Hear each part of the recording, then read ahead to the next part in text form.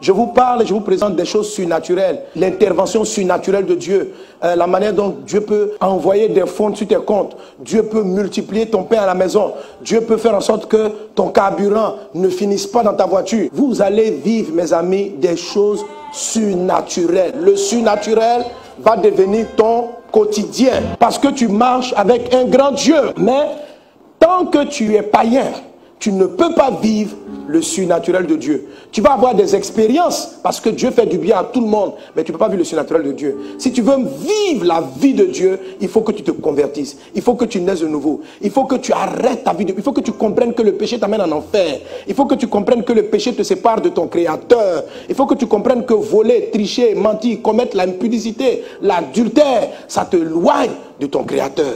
Mais tu vas dire, pasteur, j'aime ces choses-là. Je suis lié au péché. Je mens souvent, je triche souvent, je n'arrive pas à arrêter l'impudicité. Le monsieur avec qui je suis, c'est pas mon mari, mais nous sommes ensemble. Comment je vais faire? Ce péché-là va te perdre. Mais si tu viens vers le Christ, si tu te répands, il a le pouvoir de te pardonner, il a le pouvoir de te délivrer de cette situation. Mais il faut que tu viennes honnêtement, te convertir sincèrement. Ne viens pas à l'église en étant un faux. Ne rentre pas dans l'église en conservant, en ne priant pas sincèrement, en gardant le péché, l'iniquité, en ayant consulté des marabouts, des féticheurs, en venant à la prière et puis tu as un fétiche dans ton sac.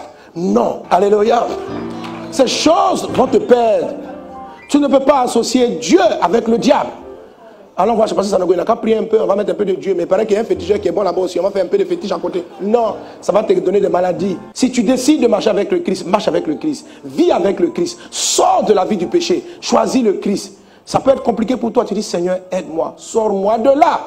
Et il va te tendre la main, il va te prendre, il va te faire sortir, il va te laver, il va te purifier, il va te donner une nouvelle vie. Si tu viens à glisser, répands-toi, il te saisira, il va te relever. Pense d'abord au salut de ton âme. Ce monde-là, tôt ou tard, tu vas le quitter. Tout le monde le quitte. Quels que soient les milliards que tu as, tu vas quitter la terre. Les plus riches n'ont jamais pu annuler la mort. Ils peuvent avoir tous les médecins, on va prolonger, mais ce qui est sûr, tu vas partir. Donc s'il y a une chose qui est certaine sur la terre, c'est mourir. Donc tu vois.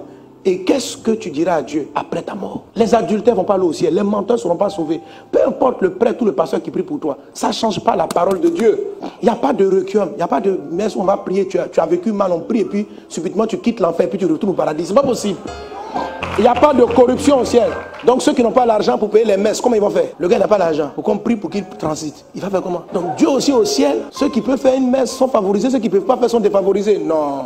Tourne-toi sincèrement vers le Christ. C'est la première des choses pour vivre le surnaturel de Dieu. Et tu vas commencer à grandir avec Jésus, grandir dans la parole, aimer la parole de Dieu, marcher avec le Christ, c'est une très bonne chose.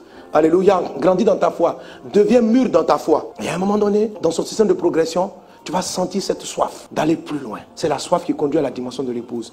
Malgré que tu sois chrétien, tu vas sentir un vide, une forme d'insatisfaction qui va pouvoir te tenter encore à aller. Tu dis, est-ce que je peux trouver la solution dans le monde? Mais non, canalise ta soif seulement vers le Christ et demande à être plus rempli du Saint-Esprit. Quand tu donnes ta vie à Jésus, tu reçois les prémices de l'Esprit. C'est ce qu'il a dit dans Romains chapitre 8. Mais il y a la plénitude de l'Esprit. Et c'est tout ça qui te propulse dans une autre dimension spirituelle qu'on appelle la dimension de l'épouse. Et là, tel que Jésus est, tel tu deviens. Parce que tu deviens semblable à lui. Tu lui ressembles. Et c'est pourquoi la manière dont Jésus-Christ vivait dans le surnaturel, cette vie-là devient ta vie. Son quotidien devient ton quotidien. Mais c'est progressif. La Bible dit que chaque fois qu'on le contemple, Jésus, on est transformé en la même image, de gloire en gloire. Et c'est dans cette aventure-là que je suis. Alléluia.